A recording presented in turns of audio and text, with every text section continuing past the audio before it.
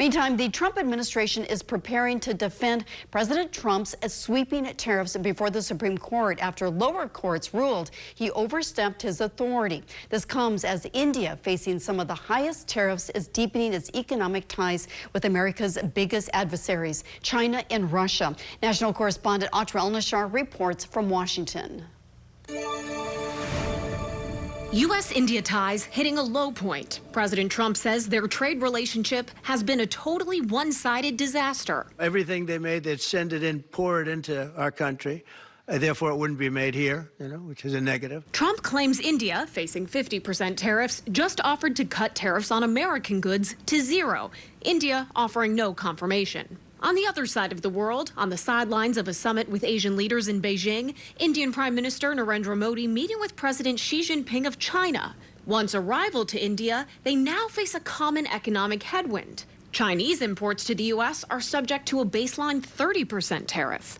India's foreign secretary says Modi and Xi discussed how they can leverage this common challenge. And how to, in a sense, take forward the economic and commercial relationship between India and China in the midst of these evolving challenges. Modi also meeting with Russian President Vladimir Putin. Half the tariffs Trump has imposed on India are for its purchases of Russian oil. Putin delivering this not-so-subtle message about aims to establish a new world order.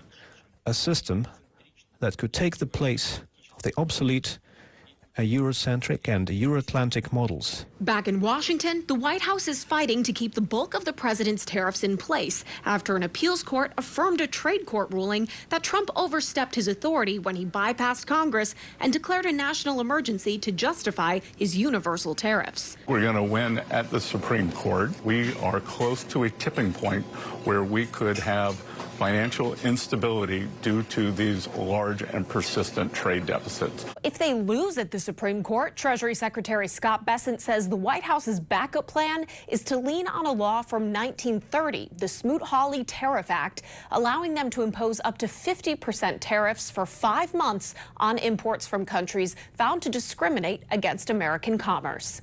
In Washington, I'm Atra El-Nashar.